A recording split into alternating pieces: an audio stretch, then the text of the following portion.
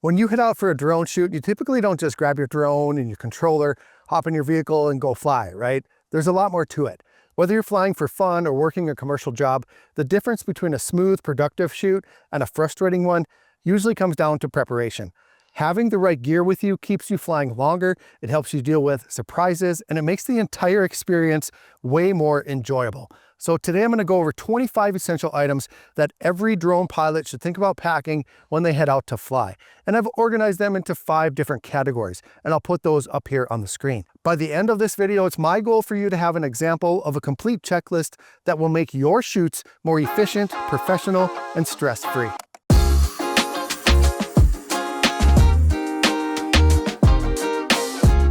Hi everyone, welcome back to the channel. So nice to have you here again. If you happen to be here for the first time, this is 51 Drones and my name is Russ. Now, one common thing that many drone pilots underestimate is the number of batteries that they might need for a flight. Many people think, oh, it's just a couple of shots that I need to get, or just a couple of minutes of video, so one battery is going to be plenty. Drone flight time is very limited, and no matter how much you plan, you always wish that you had just one more battery. In my opinion, you can never bring too many batteries. The smaller drone that you're going to be using, the more batteries that you should have because of the limited flight times. It is the best investment that you can make for your drone. Now, related to this, don't forget to bring your charging hub. It's kind of difficult to charge your drone battery when you're actually using it to fly. Now, here's one of my favorite pieces of kit, a convenient and portable way to charge all of your components. Maybe you don't have so many batteries, so you need a quick and convenient way to charge the ones that you do have. If you've watched this channel before, you know that I'm a big fan of having backup power at all times. Now, I always carry a power station in my vehicle all the time. I just like that security of being able to charge anything wherever I am. But recently, I've also been packing one of these, a pocket-sized power bank. Now, these are 2 new models from EcoFlow, the EcoFlow Rapid and the Rapid Pro. Over the past couple of years, EcoFlow has really advanced in designing highly functional power solutions with an elegant and futuristic design, and now they've done it with their brand new power banks. The Rapid Pro has 300 watts of continuous power output. This thing has 3 USB-C ports and also a retractable USB-C cable. So in case you don't use this checklist that I'm making for you, you have at least one cable with you. It has 27,000 milliamps, and it can be recharged up to 80% in just 20 minutes if you use the optional desktop charger. And then also, can you believe this has Bluetooth and Wi-Fi, so you can control it with the EcoFlow app. Now, if you don't need quite that much power, they do have a slightly smaller one.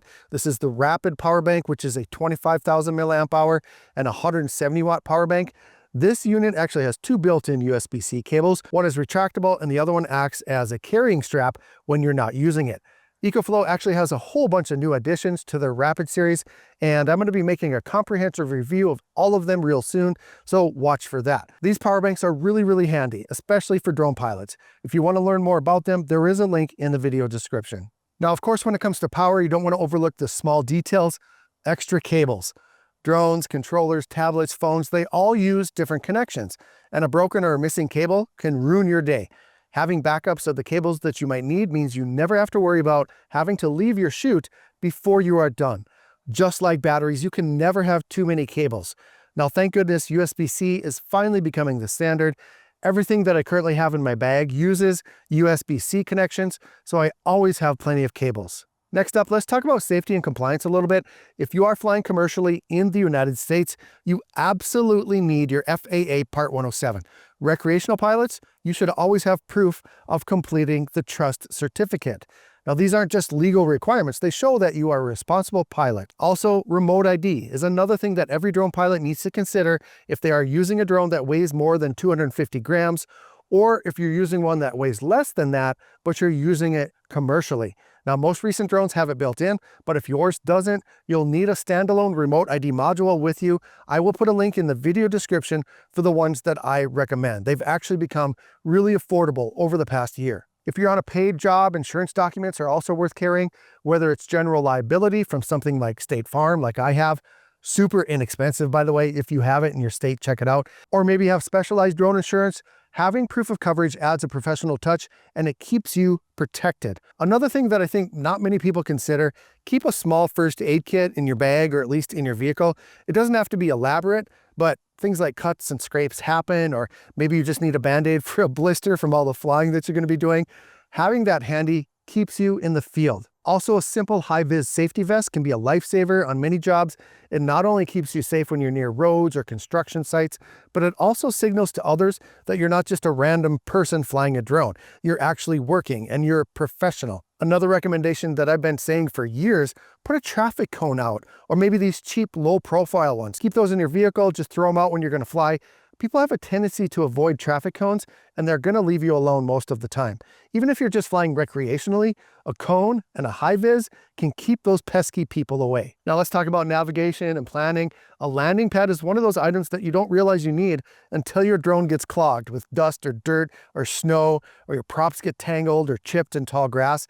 A portable landing pad protects your drone during takeoff and landing, and it gives you a clean target to come back to, even in challenging terrain. And then this also eliminates the need to hand launch and hand catch, which for many beginners can be pretty stressful. Now, this isn't really a thing to bring with you, but if you're going to be flying in some areas without a cell signal, having your maps downloaded ahead of time is essential. Many apps like DJI Fly allow you to store your maps offline so you can more easily navigate where you're going to be flying. Now, I know this is old school, but a notebook and a pen is another underrated tool. You can log flight times, you can jot down client requests, you can record authorization numbers, and so much more. Yes, digital apps are great, and that's what most people are using, but nothing beats the speed and the reliability of paper. I know I'm probably going to get made fun of for that, but that's what I like. Now, when it comes to seeing your screen, a sun hood can also be helpful, especially if you're going to be flying with a non-screen controller and you're using an iPhone. iPhones tend to dim when they get even just a little bit warm, so keeping the sun off of it is good for your eyes and also for the phone. If you've ever squinted at your phone in direct sunlight, you know it's pretty difficult to be able to compose your shots. A simple shade makes your life so much easier. Now, if you happen to have a controller that has a super bright screen on it, then you can probably skip that sun hood. Talking about media and storage, extra micro SD cards are non-negotiable. I don't know how many times I've left my card in the computer at home after I've offloaded and I forget to put it back in my bag, so I always keep extra micro SD cards now. Also, have them pre-formatted before you leave the house, and then keep them in a waterproof or shockproof card case that helps keep them safe and organized. Losing a card or mixing up full and empty ones is a nightmare, so try to keep them organized. If you're going to be shooting a lot of footage, a portable SSD or a card reader lets you offload your data in the field, and that way if you fill up your cards, you can keep going without compromise. But in my opinion, I think it's best just to have lots and lots of micro SD cards. Let's not forget about lens care. Microfiber cloths and lens wipes might sound pretty simple, but they're absolutely essential. Dust, fingerprints, or even something like a stray raindrop on your lens can ruin hours of work. Keeping your optics clean ensures your footage looks as sharp and professional as possible. And finally, let's cover the field essentials that make your life a little bit easier. If you're out for hours, a folding chair is a lifesaver and it can help keep you comfortable. Long shoots often involve downtime, and having a place to sit is worth the extra space in your vehicle. Water and snacks are also important. Staying hydrated and energized keeps you sharp and focused, especially in hot or remote locations. A multi-tool or a small toolkit, or at least the screwdriver to change your props, is another lifesaver.